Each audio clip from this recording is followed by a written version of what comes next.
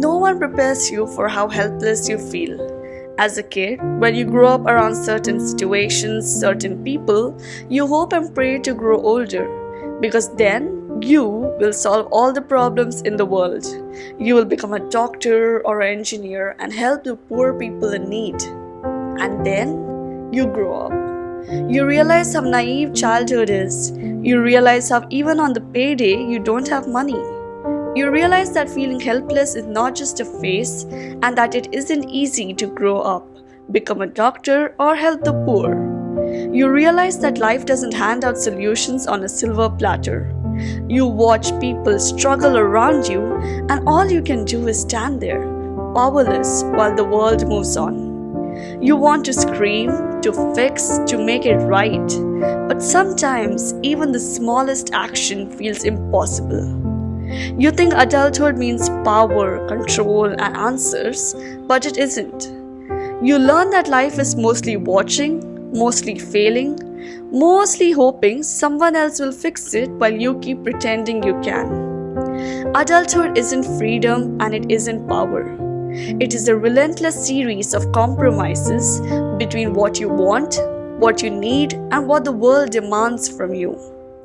Other times, it's the quiet moments, the ones nobody notices, when you look in the mirror and don't recognize the person staring back. Someone older, more worn, and carrying invisible scars that no one will ask about. And helplessness doesn't leave. It doesn't fade with experience or knowledge. It hides in the small things, the unanswered calls, the projects that fail despite your effort, the opportunities that slip past your fingers. It hides in the big things too. The sudden sickness, the arguments you can't mediate, the people who suffer while you stand there, watching. You notice it in the mundane, the missed dinners, the feeling that no matter how much you try, the world doesn't adjust for you.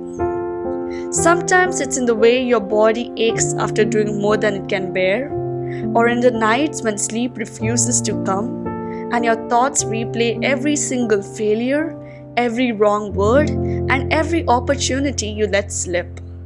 You try to distract yourself, busy your hands, busy your mind. You learn to perform, to move through the motions, to answer the questions that you have no answers for.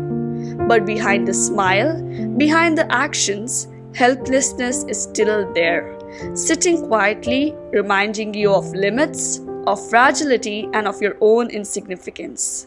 And sometimes when you let yourself notice it, it's terrifying. Because it's not something you can fight or reason with.